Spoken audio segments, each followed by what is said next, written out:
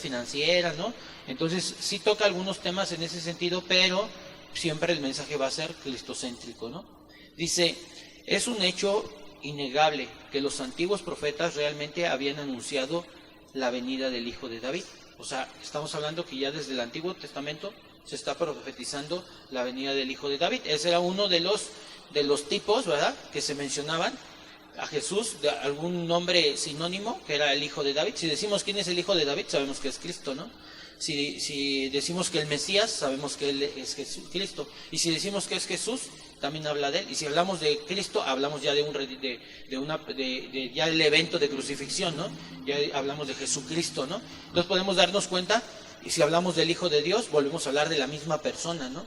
Entonces nos damos cuenta cómo entonces se viene profetizando desde el Antiguo Testamento los profetas, e inclusive Judas, que es un profeta del Antiguo Testamento, que aparece en los libros llamados del Nuevo, aunque dijimos la clase pasada que los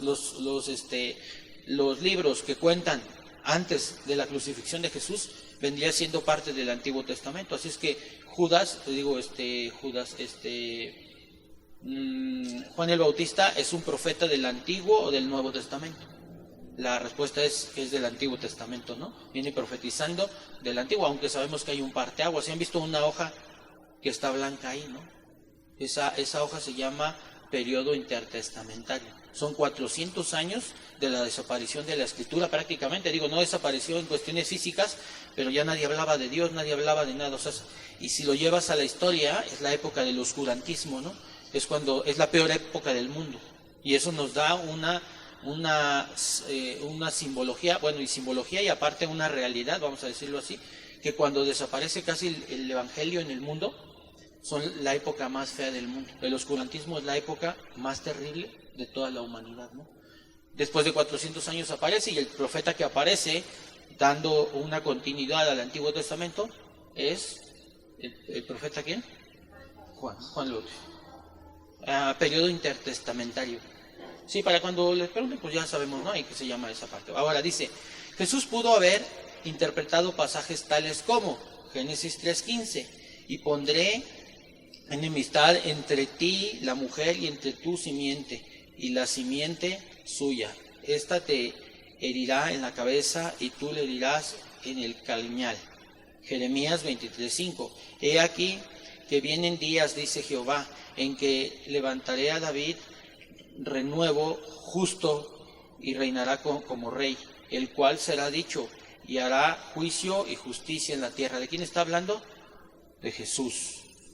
Miqueas 5:2. Pero tú, Belén, dice Efrata, pequeña, para estar entre las familias de Judá, de ti me saldrá el que será Señor en Israel, y sus salidas son desde el principio, desde los días de la eternidad. ¿De quién está hablando?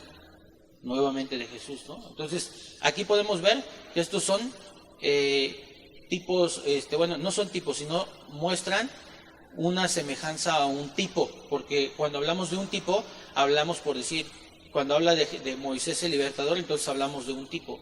En este caso solamente estamos hablando de palabras proféticas, refiriéndose a nuestro Señor Jesucristo solamente. Malaquías 3:1, esa déjenla ahí. Apúntenla, pero no la voy a leer, está bien larga. Con eso ya tienen 3 ejemplos. Dice, el Antiguo Testamento describe una preparación para la venida del Mesías. Dice, esa preparación era histórica, tipológica y profética. 3 tipos, histórica, tipológica y profética. Histórica, bueno, pues ya sabemos, ¿no? Dice que describe una preparación de la venida. O sea, la historia nos cuenta que venía un Mesías, sí. Tan es así que la historia, tú hoy le preguntas a un judío y él te dice que están esperando ¿a quién? A un Mesías, porque la historia de la Biblia, como un libro histórico, lo cuenta. 2, las profecías, como ahorita leímos, profecías de Daniel, profecías de algunos del Antiguo Testamento, como la de Juan el Bautista, que decía que detrás de él venía uno más grande que él, ¿no? Entonces ahí estaba profetizando la venida de Jesús. Pero cuando hablamos de tipológicas, ahí como que la palabra dices, bueno, y ahí, ¿qué es esa parte, no? De tipológicas y tipológicas. Tipológicas, sí, tipológicas. Tipo, de tipos, sí. Dice exactamente que es un tipo. Voy a definir un tipo para que lo vean, ¿eh? Hay tipos, acuérdense que hay tipos y antitipos, ¿no? Obviamente el tipo, ahorita lo voy a explicar, y el antitipo, por lógica, pues ya van a saber cuál es el antitipo. Pero solo voy a definir el tipo. Aunque no vamos a ahondar, nada más voy a dar algunos ejemplos. Dice, teológicamente hablando, un tipo puede ser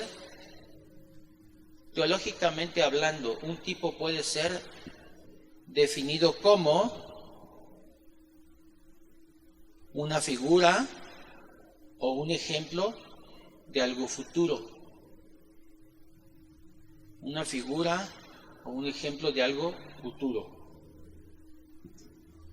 Más o menos profético, fíjense. Llamado tipo. Punto y aparte. Un tipo es un acontecimiento real. Entonces ya vieron, no podemos recibir un tipo si no es ¿qué? Si no es real. Un tipo es un acontecimiento real exaltado en la historia,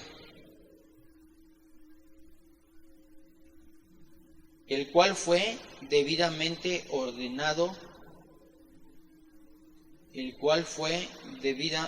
debidamente ordenado por Dios.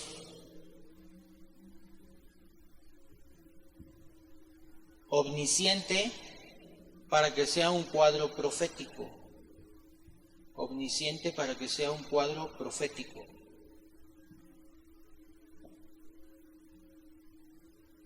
De cosas buenas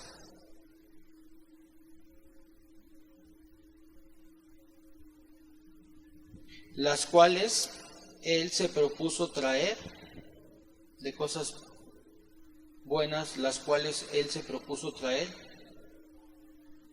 a su fruto en Cristo Jesús. Ok, entonces decimos, fíjense, vamos a analizar la definición para que podamos darnos cuenta. La definición no te la tienes que aprender, solamente tienes que analizarla, ¿no? Sino darte cuenta, dice, teológicamente hablando, un tipo puede ser definido como una figura o ejemplo de algo futuro. Ahora, puede ser de algo futuro, pero esa es una característica. No todas las cosas que van a hablar o que vas a hablar del futuro van a ser tipos, ¿no? Porque hay otras características, dice. Y más, dice, un tipo puede ser definido como una figura de ejemplo de algo del futuro, y más o menos profético. O sea, que dice que puede ser profético más o menos, no necesariamente, vamos a decirlo así. Se dice profético porque, bueno, estás hablando de ¿qué? Del futuro, ¿no? Ahora dice, un tipo es un acontecimiento real, o sea, no puedes hacer un tipo de algo que no existe. Por decir, cuando estaba el puro Antiguo Testamento, ¿sí? Ellos no se daban cuenta y no podían afirmar que iban a escribir un tipo en el Antiguo, ¿sí me entienden? No existían los tipos, por lo menos en el Antiguo Testamento solo no había tipos de Jesús, porque ellos no entendían lo que realmente venía, aunque había profecías ahí, pero todavía no se convertían en un tipo. Podrían semejar que era un tipo, pero en realidad todavía no era una realidad, ¿sí? Ahora que ya está el Antiguo Testamento y el Nuevo Testamento, nos podemos dar cuenta que todas esas palabras proféticas que hablan acerca del personaje de Jesús, hoy en día en el Nuevo Testamento se han convertido en en un tipo, porque vienen de un pasado profetizando un futuro, pero hoy con una realidad que sabemos que Cristo existió. Por eso es que ahora podemos hablar de un tipo. Ahora, obviamente un antitipo pues tiene que ser algo que se dice ahí, pero que no es algo. Por decir, la Biblia a veces hace comentarios en algunos textos, que hoy no voy a ver el antitipo, pero hace algunos comentarios que a veces pensamos que es Jesús y no habla de Jesús. De repente hay cosas que pensamos que son, por decir un ejemplo, cuando habla de la ramera, ¿se han oído que habla una cita de la ramera? No se refiere a la Iglesia Católica como tal. Muchos le acomodan y dicen que a eso se refiere.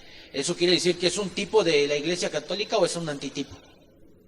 Es un antitipo, ¿sí estamos? Entonces, hoy no vamos a tocar el tema, pero sí quiero que un poquito se asomen en ese sentido. Ahora, ¿cómo voy a descubrir un tipo o un antitipo en la Escritura? Bueno, cuando yo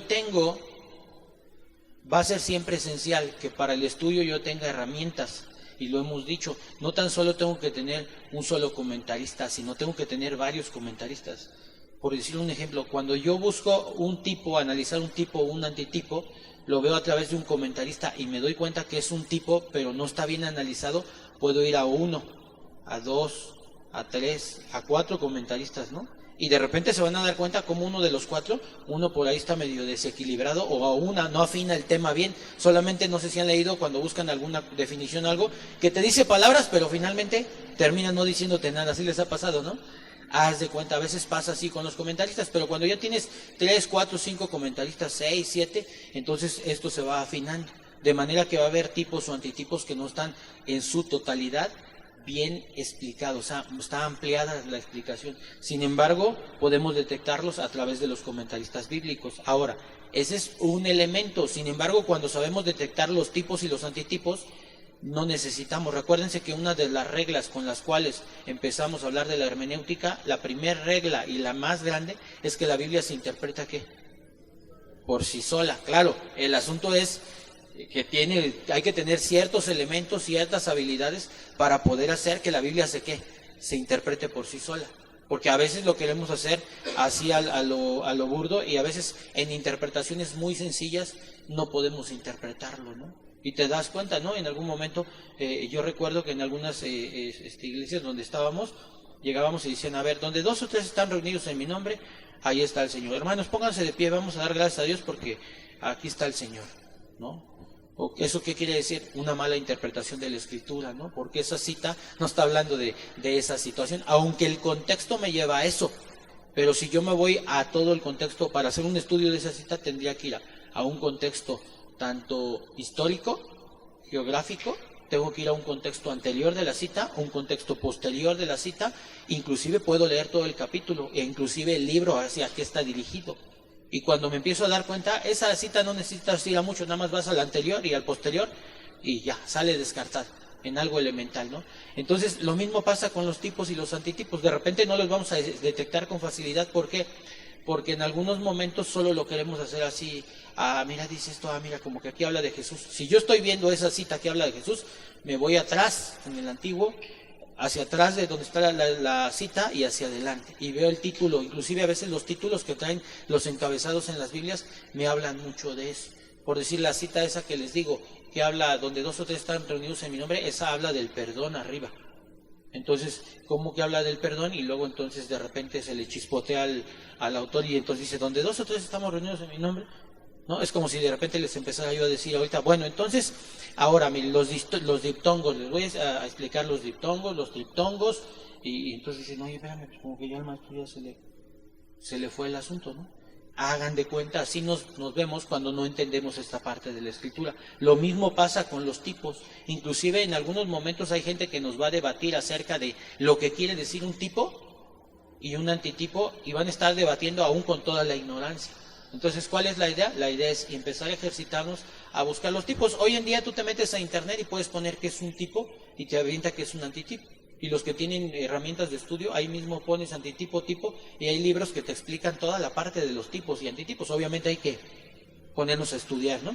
Ok, vamos adelante y vamos a ver una parte de tipo. Lucas 24:44. Y le dijo, estas son las palabras que os hablé, estando aún con vosotros, que era necesario que se cumpliese todo lo que está escrito de mí en la ley de Moisés, en los profetas y en los salmos. O sea, él mismo está hablando de que hay tipos en el Antiguo Testamento, ¿no? O sea, profecías que hablan de Jesús, que muestran una supuesta venida de Jesús, digo supuesta porque estamos hablando del Antiguo, y que están marcando y representando cada uno de los personajes como José, como Daniel, como Moisés. Cada uno de ellos representa a un Jesús. Obviamente, observen, la diferencia entre ellos y el Jesús que tenemos hoy es que Jesús es 10 veces mejor que cualquiera de ellos. Por decir, Daniel era un hombre sabio, es lo que lo representa. Eso representa la sabiduría de ¿quién? De Jesús, ¿sí? Ahora, David representa el reinado, ¿sí? Eso habla de gobierno, representa el gobierno de Jesús, observen. Si nos vamos a Moisés, representa la libertad, Jesús el libertador. Ahora, si se dan cuenta, ellos con tan solo un principio y un elemento lograron hacer cosas grandes para Dios. Ahora, Jesús no representa a uno, Jesús representa a todos ellos juntos. Eso quiere decir que Jesús es 10 veces que mejor que ellos, ¿no? Por eso es que nuestro modelo no es David, nuestro modelo no es Daniel. Si se dan cuenta, ellos solamente con tan solo un elemento pudieron avanzar. Por decir, Abraham es el padre de la fe, le dice. Pero ¿quién es el hombre que no solamente enseñó la fe? ¿Quién es la fe? Es él. Entonces él es la totalidad y la representación de la fe. Esto quiere decir que entonces, fíjense, pensemos esto y los voy a llevar a una reflexión que no viene en la clase, pero quiero que lo pensemos en este sentido y hasta dónde hemos llegado con nuestra fe. Pensemos que Daniel, por decir, ¿David fue un gran rey? Sí. Tan es así que cuando hablas de reyes en la Biblia, ¿de quién te viene a la mente? El rey David, ¿no? O sea, fue un gran rey, pero sin embargo cayó ¿en qué? En adulterio, fíjense. Pero pues le faltó otros frutos del espíritu, ¿no? O en este caso otras doctrinas, ¿no? Por decir, podemos ver a Abraham, ¿no? Como él, ¿hubo alguno más con fe? No, dice que no hay fe. Dice, su fe le fue contada por justicia. Eso fue tan grande que alcanzó ¿qué? La justicia, ser justificado, fíjense, prácticamente por la fe, no por sus obras, ¿no? O sea, imagínense lo que llegó a ser. David decía que era Daniel era 10 veces más sabio que cualquiera de los zápatras que había en esa época. Zápatras eran los sabios del mundo, él era 10 veces más sabio que cualquiera que se le parara encima. Sabiduría es una doctrina en la Biblia. Eso quiere decir que entonces era un hombre muy, muy sabio, sin embargo, ¿cometió errores? Sí. Ahora, observen, entonces con tan solo un elemento, una característica bíblica, ¿hasta dónde pueden avanzar? Ahora, pensemos en Jesús, observen. Jesús es 10 veces mejor que ellos. O sea, es algo espectacular, ¿no? Lo que hacía Jesús. No lo vemos porque a veces no nos ponemos a ver la magnitud que hay ahí. Pero eso no es lo más grande, fíjense. La pregunta es, ¿Abraham se comunicaba con Dios? Y la respuesta es sí. Ahora, ¿él motivó su fe? Sí, porque si no le hubiera ido con él, no hubiera creído en él, ¿no? Llegó al grado de dejar todo y seguirlo sin saber ni preguntar nada. Podemos darnos cuenta que Daniel era un hombre sabio. ¿Por qué era tan sabio? Porque oía la voz de Dios. Pero seguía a un lado de él. Observen. Ahora, Jesús viene ahora y envían a Jesús y viene el Hijo del Hombre y vive con el hombre, pero siendo 10 veces mejor que ellos. Y ahora vive con los discípulos, observen, ¿no?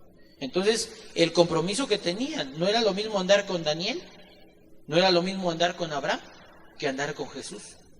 O sea, era 10 veces ¿qué? Pues mejor, ¿no? O sea, era mucho mejor. Ahora, pero eso todavía es sorprendente, pero viene aún algo más sorprendente que aún no lo hemos pensado, ¿eh? Y que yo lo pienso hoy, pero aún no lo dijeron, ¿eh? O sea, les soy real, ¿no? El día de hoy vive aquel que es 10 veces mejor que cualquiera, vive en nosotros. Ahora pensemos esto que hemos hecho con el Evangelio y cómo estamos en el Evangelio. Fíjense, Abraham con la fe fue el mejor en la fe, en esta tierra. ¿Hay alguno con más fe en esta tierra hoy en día? Y la respuesta es no. Salomón, un hombre sabio, ¿hay un hombre más sabio que Salomón? La respuesta es no. Fíjense, con tan solo un elemento lo que ellos lograron, ¿no? Ahora, Jesús vino y con 10 veces mejor que cualquiera de ellos logró conquistar el mundo. Hoy tú sabes que el personaje más famoso, aunque no viene a buscar fama, pero el más conocido en todo el mundo, ¿quién es? Es Jesús. El libro más vendido sobre todos los libros es la Biblia, ¿no? La sabiduría más grande que puedes encontrar está ahí. Ahora, la pregunta más grande que debemos de hacernos y respondernos nosotros mismos, si el que es 10 veces mejor, fíjate, vive en mí ahora, ¿no? Todos los que somos nacidos de nuevo, ¿quién vive en nosotros? Cristo vive en nuestros corazones, dice la palabra. Si es 10 veces mejor, ¿qué ha sucedido con nosotros? Pregunto, ¿acaso, y me cuento a mí, no lo estoy confrontando solo a ustedes, sino también yo, ¿acaso entre nosotros habrá un Daniel? Y la respuesta es no. ¿Acaso habrá un Abraham? Y la respuesta es no. Entonces yo les pregunto, ¿nos han depositado una gran cosa en nuestras manos? Y no estamos haciendo absolutamente nada. Imagínense, dice, si en lo poco fuiste fiel, ¿no? En lo mucho te pondré. Al que se le da poco, poco se le demanda. El que se le da mucho, mucho. A Abraham le demandó, a Daniel le demandó, a Salomón le demandó, a David le demandó, a todos, a Jacob, a Isaac, a todos. ¿A nosotros cuánto se nos va a demandar? Ahora, no estoy hablando de 10 veces ser mejor que la gente, no. Y sí me refiero en eso, pero bajo los principios que espirituales, no sentir una fanfarronería de ser mejores que ellos, no habla de eso. Sino estamos hablando de ser humildes, ¿no? De los frutos del Espíritu Santo, el amor, la paz, la paciencia, ¿no? La bondad, la fe, la mansedumbre. ¿Cuántas cosas en nuestras vidas no hemos logrado analizar? Entonces, si se dan cuenta, en la Biblia habla de Jesús, toda la Biblia, ¿sí o no? Y cada personaje que está ahí está representando un tipo de ¿qué? Un tipo de Jesús, en alguna característica, porque en su totalidad, ¿qué creen? No lo hay. Si se dan cuenta, Abraham, ¿por qué lo conocemos? Por la doctrina de la fe, ¿no? ¿Sí o no? A Salomón, por la doctrina de la sabiduría. Y si les empiezo a preguntar solamente por un elemento, ¿no? Aunque en algunos momentos también manifiestan algunos frutos del Espíritu Santo, ¿no? Aunque no habla el Espíritu Santo, lo que habla del Espíritu en el Antiguo no se refiere al Espíritu Santo como tal, aunque podría ser un tipo dependiendo de lo que se refiera. Los que han leído más la Biblia o que ya tienen algunos elementos bíblicos se darán cuenta que de repente dice el Espíritu de Jehová y en el Nuevo dice el Espíritu Santo. Y ahí habría que estudiar, o sea, pónganse a ver si realmente se está refiriendo, y entonces el Espíritu de Jehová sería un tipo del Espíritu Santo o no. Ahora, no es que lo sepamos todos. Si yo lo dijera ahorita, fíjense, eso que vino a mi mente, lo he visto, mas no lo he estudiado. Si yo dijera, sí es, estaría yo errando en una doctrina, ¿no? Entonces, no es vergüenza no saber. ¿Ustedes creen que si hay alguien que se maneje esto? Pues no, hay errores, ¿no? Por eso tenemos herramientas para no cometer el error. Y si ustedes me preguntaran ahorita, oigan, y entonces el Espíritu Santo es un tipo, el Espíritu de Dios es un tipo de Espíritu Santo, y yo hoy te respondería, no sé, necesito estudiar. ¿Sí? Entonces siempre tengamos esa parte, ¿no? De que no lo vamos a lograr saber todo, pero sería un buen elemento, ¿no? Porque alguien nos puede preguntar, ¿no? Oye, entonces, el Espíritu Santo sí existía desde el Antiguo Testamento. Y bueno, sí podemos ver de alguna manera en el Nuevo Testamento, en el libro de Génesis, en la creación, habla, ¿no? Y se ve, de acuerdo a la lectura y al estudio, yo he visto donde están los tres presentes, ¿no? Pero sin embargo, ahí, más no quiero decir que cada que se refiere al Espíritu de Dios, se refiere a esa cuestión. Y en algunos momentos tengo que darme cuenta si es un tipo de, ¿no? Acuérdense. Entonces, siempre se habla de un personaje, está como si habláramos de tipos y antitipos en palabras.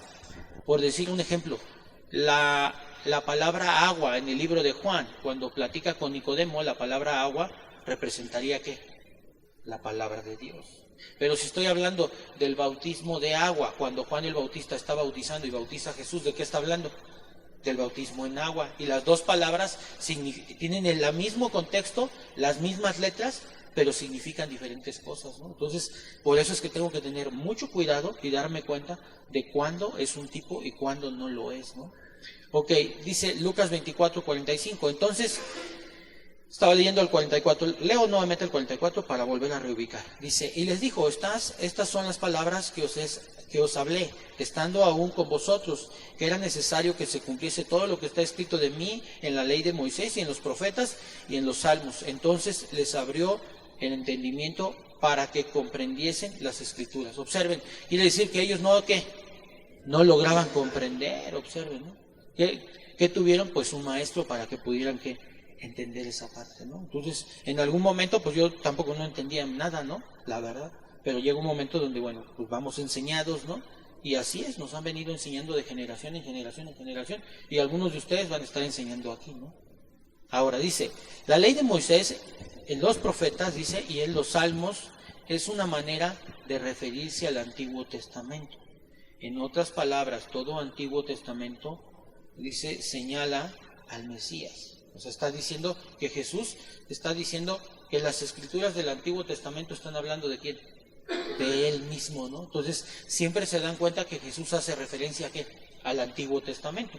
Por ejemplo, su papel como profeta se predice en Deuteronomio 18, 15, 20. Sus sufrimientos se profetizaron en el Salmo 22 e Isaías 53. Si quieren que me regrese, me pueden decir, Deuteronomio 18, 15, 20 Pues su papel como profetas se predice en Deuteronomio 18:20. Sus sufrimientos se profetizaron en el Salmo 22 e Isaías 53.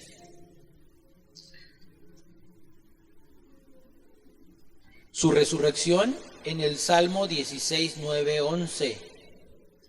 Su resurrección en el Salmo 16, 9, 11. E Isaías 53, 10, 11. Isaías 53, 10, 11. Okay. Dice, conclusión. Ya hemos visto la manera en que Cristo identificaba su propia autoridad con la del Antiguo Testamento. Y lo que notamos aquí, por añadidura, es que Él es la clave para la comprensión de la Escritura.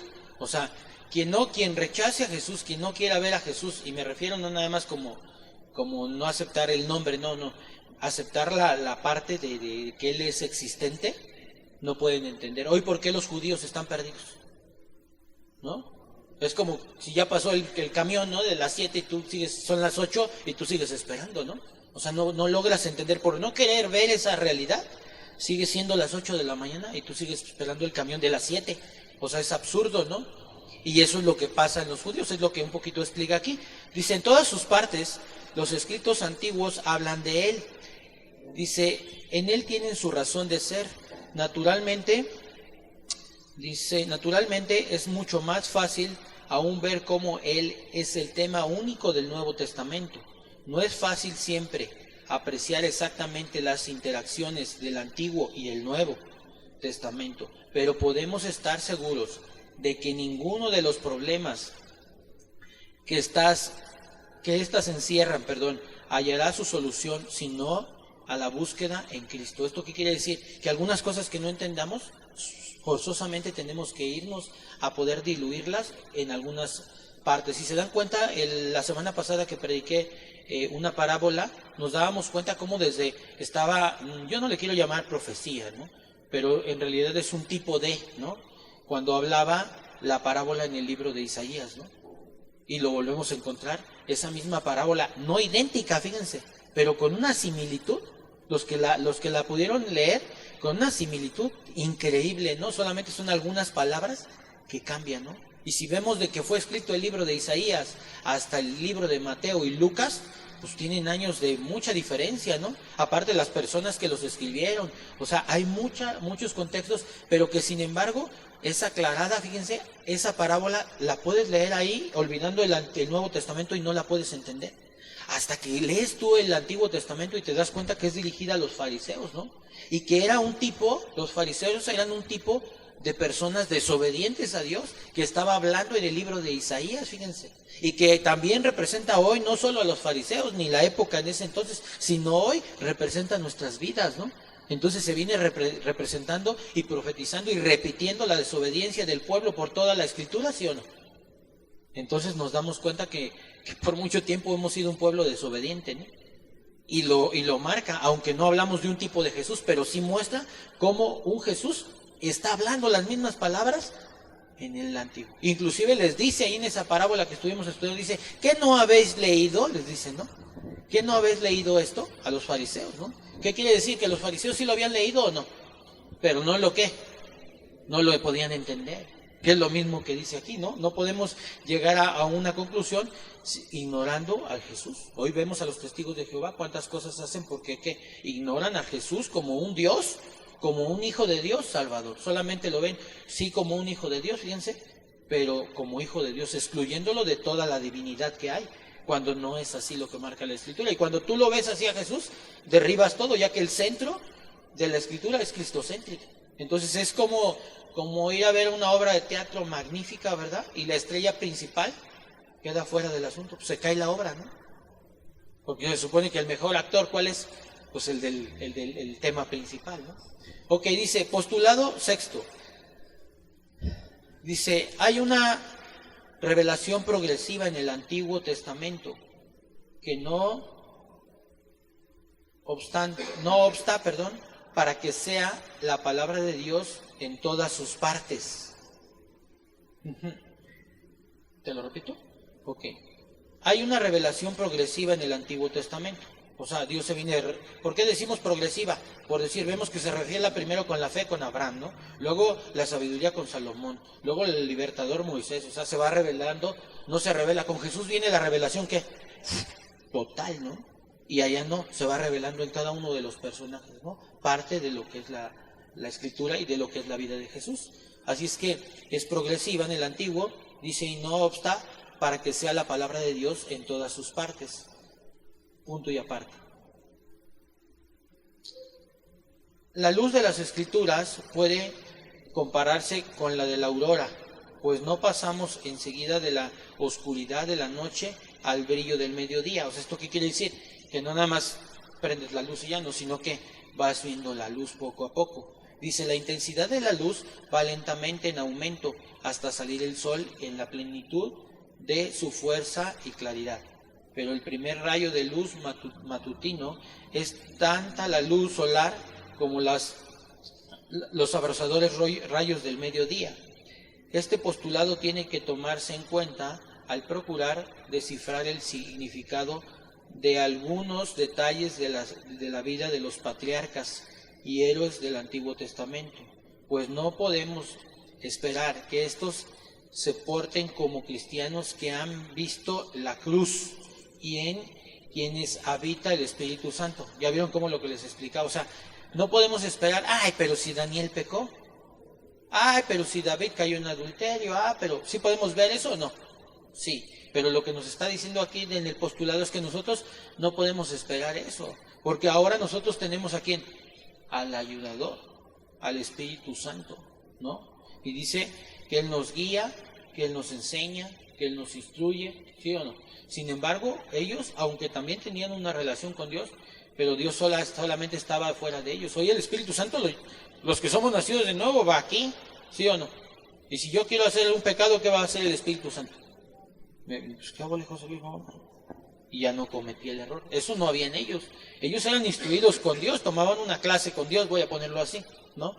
Dios se apartaba de ahí, o subían al monte, escuchaban la voz de Dios, ¿no? O entraban al templo, ministraban, salían, pero ya ahí ya no estaba la voz de Dios. Entonces vivían su vida y si pecaban o no, tenían que hacer en su mente sus secuencias si habían cometido pecado, limpiarse, ¿verdad? Con sacrificios para poder entrar en la presencia de Dios.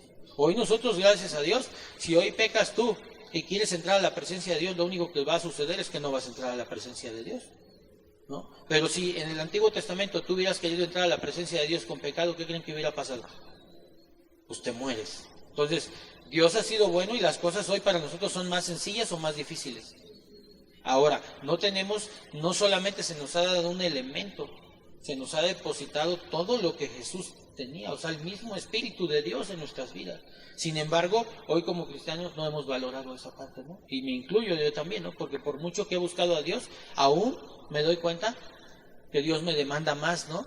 Y que aparte de que me demanda más, no puedo jactarme de que hoy lo he hecho todo lo que Él me ha dicho. En realidad, me debería de sentir avergonzado, ¿no? Dice, Pablo decía, siervo inútil, ¿no? Es uno, ¿no? Ok.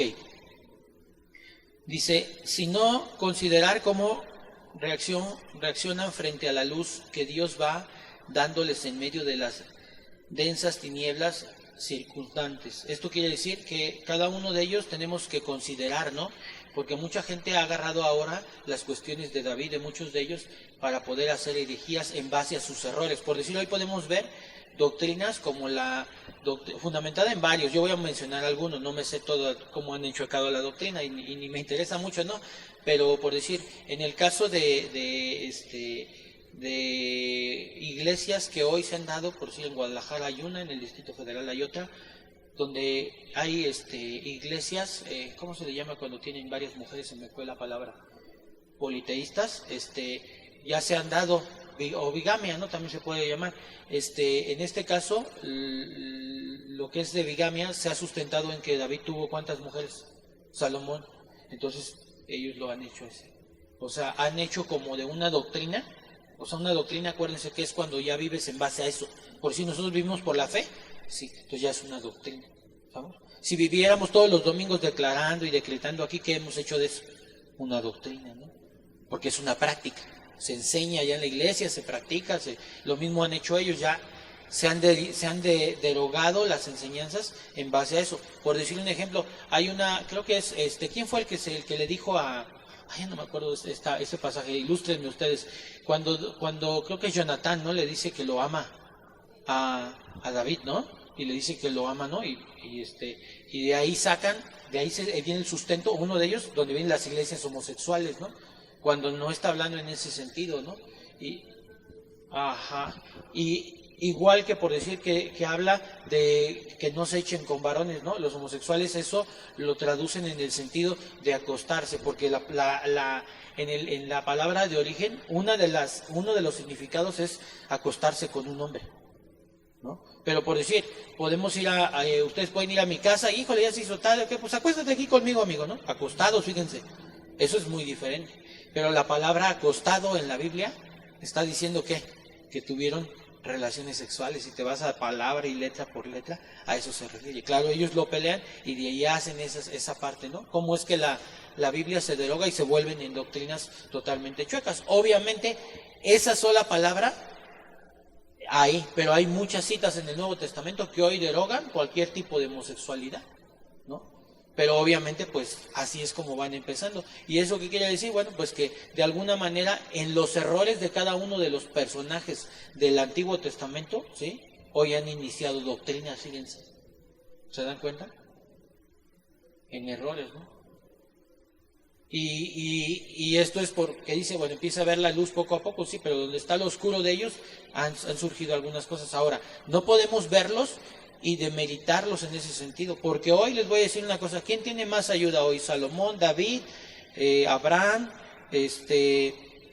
Moisés o nosotros? ¿Sí o no? Y sin embargo, si nos vemos todos, me incluyo, no estoy haciendo un juicio hacia alguien de ustedes, todos me incluyo, la verdad, ¿qué hemos hecho? Nada, no hemos hecho nada, ¿no? Y no estamos hablando de obras, hermanos, ¿no? Estoy hablando de la vida personal, ¿no? De verdad se los digo yo en el buen sentido, ¿no? Sin una agresión hacia nadie. Pero dense cuenta, analicemos esa parte, ¿no? Y hoy nos hace esa reflexión, ¿no? Como es que no podemos aún ver esa cuestión. Ok, vamos a continuar. En el caso de Jacob, tenemos todavía 2-3 minutos. En el caso de Jacob, por ejemplo, lo más significativo de su vida no fue la manera en cómo consiguió la bendición de su padre. Dice, un método de dudosa moralidad que empleó para conseguir la primogenitura y la bendición. Fue algo completamente reprensible, pero normalmente, dicen, normalmente en su medio ambiente. O sea, en su medio ambiente él se veía como que. Es como cuando pecamos, ¿no les ha pasado que de repente algo nos parece como normal? Porque es nuestro ambiente, pensamos, como cuando alguien va y le dices, oye, pero pues no hagas eso, pues ¿qué tiene de malo? Así nos llevamos. Sí, pero pues mentarle la madre no es correcto. Pero como todos se mientan la madre, ¿qué es? Normal en su ambiente. Así le pasaba a él. Él creyó que esa bendición como lo adquirió es normal. Yo les voy a decir, hay mucha gente, incluyendo los pastores, ¿no? Que a lo mejor hemos hecho uso indebido del recurso, ¿no? Y que podemos comprar, a lo mejor adquirir cosas de bienes materiales o económicos con el recurso de la congregación y hoy decir que Dios me bendijo. Ahora, uno dice, pues este cuate está mal, pero ¿qué crees? Desafortunadamente los pastores que le enseñaron, la gente con la que convivió y vivió, era normal hacer eso. Pero pregunto, ¿esto que le pasó a este hombre, a Jacob, era normal? ¿Ante los ojos de Dios? No. ¿Ante su medio ambiente? Sí. Ahora, pregunto, ¿ante el ambiente de los pastores que podamos hacer ese tipo de actitudes es normal? Sí. ¿Pero ante los ojos de Dios? No. ¿Ya vieron? Entonces, ahí podemos darnos cuenta, ¿no? Cómo en algunos momentos podemos desvirtuar o ver, o inclusive hacer un juicio de estas personas, ¿no? Inclusive él aquí, por eso es que lo menciona, no está justificando a Jacob, pero lo que sí está diciendo es que sí se debía a ¿qué? Al medio ambiente en que había convivido, ¿no? ¿Por qué? Pues porque hay una falsedad de lo que realmente es Dios y una comunión con Dios, ¿no? Génesis 27:35. ¿Querías decir algo, Rox?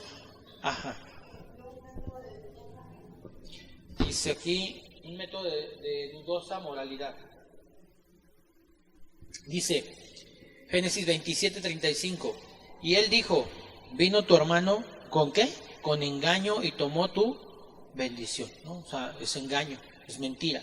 Dice, pero por otro lado vemos su aprecio de la promesa dada a Abraham, su abuelo, por la que Dios había de traer la salvación al mundo, ¿no? O sea, venía una promesa atrás, ¿no? Sin embargo, pues eso era lo que sucedía ahí, pero sin embargo él, pues él andaba en otros rollos, ¿no? O sea, estaba totalmente en el orden de Dios, ¿no?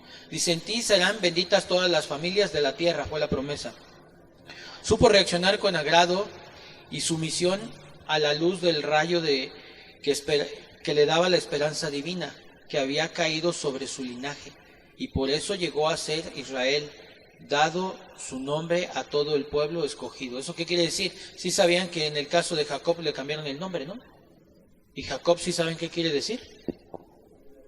Ajá, vienen varios significados ahí, ¿no? Es usurpador, ¿no? Y cuando le dicen Israel, ¿qué quiere decir? ¿Vale?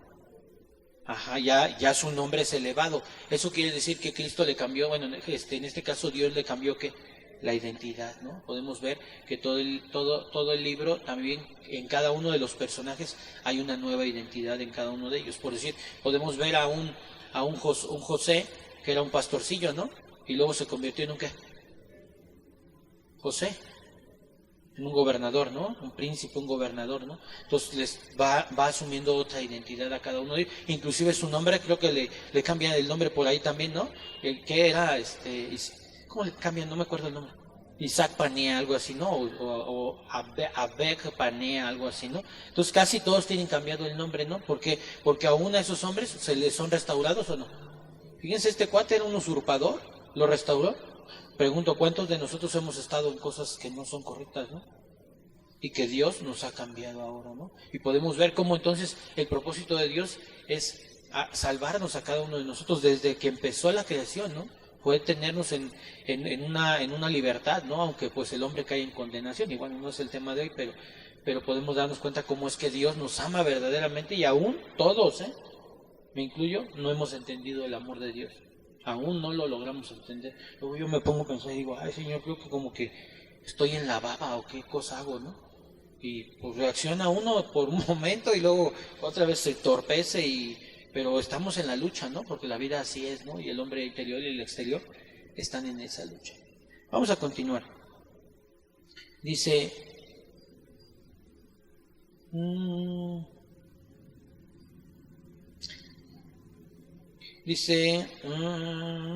Esaú podía ser más simpático y noble, pero era carnal, sin una partícula de interés frente a la misión celestial de su familia, y por ende no pasaba de ser raíz de amargura, padre de la raza enemiga de Edom.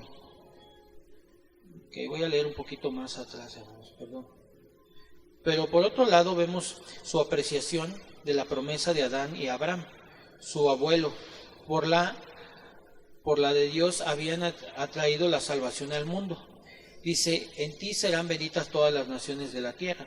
Supo reaccionar con agrado y sumisión a la luz del rayo de esperanza divina que había caído sobre su linaje, y por eso llegó a ser Israel, dando su nombre a todo el pueblo escogido. O sea, está hablando de Jacob. Dice, Saúl podía ser más simpático y noble, pero era carnal. O sea que a pesar de eso, ¿qué? Se veía simpático y ¿qué? Y noble, era bueno, buena onda, ¿no? No era como Jacob que era un usurpador. Este era ¿qué? Simpático y noble. ¿Cuánta gente nos hemos encontrado así? Simpática y noble, ¿no? Ándale, ¿no? Sí, ¿no? Fíjense, o sea, se ve buena onda, pero también estaba incurriendo en lo mismo que él. Peor, ¿no? Porque aquel cuando menos anhelaba algo bueno o no. Sí, pero era una patraña lo que estaba haciendo. Pero el otro, aún teniendo lo bueno, ¿qué hacía? Y a veces así hacemos, ¿no? ¿Cuántas personas hemos conocido que dicen, yo no necesito a Dios para ser bueno? ¿Qué no ven? Soy simpático, y como decía, ya perdí, y soy noble, ¿no? ¿Sí o no? Y pensamos, ¿no? Eso representa ¿a qué? Pues un Esaú, ¿no? Finalmente. Y nos damos cuenta que esa es la parte que a veces no nos damos. A lo mejor alguno de nosotros así fuimos. Yo sí fui así. Yo dije, yo no necesito a Dios. Yo dije, no. Yo un día dije, mi hermano sí, yo no. Porque mi hermano anda en esto. Yo no. ¿Qué cosa? Pues yo no hago nada malo. Tengo a mi esposa, mis hijos, aquí estoy bien. O díganme qué, trabajo y No me drogo, no me emborracho, ¿no? Pero atrás caía otra cosita guardada, ¿no? Que nadie sabía, obviamente. Y así es. Entonces, toda la situación cuando nos presentamos como hombres buenos, podemos ver un tipo de, ¿qué seríamos? De Saúl, ¿no? Un tipo de Saúl, ¿no? Ok, dice más adelante, dice, sin una partícula de interés frente a la misión celestial de su familia, y por ende no pasaba de ser raíz de amargura, padre de la raza enemiga de Edom. Fíjense nomás en qué rollo se fue a meter, se constituyó en una raza pues, mala totalmente, ¿no? Postulado séptimo lo dejamos para la otra semana. Ahí nos quedamos. Y nada más acuérdenme que nos quedamos en el séptimo postulado. Sí, yo creo que la otra clase voy a terminar. Gracias. Que Dios les bendiga.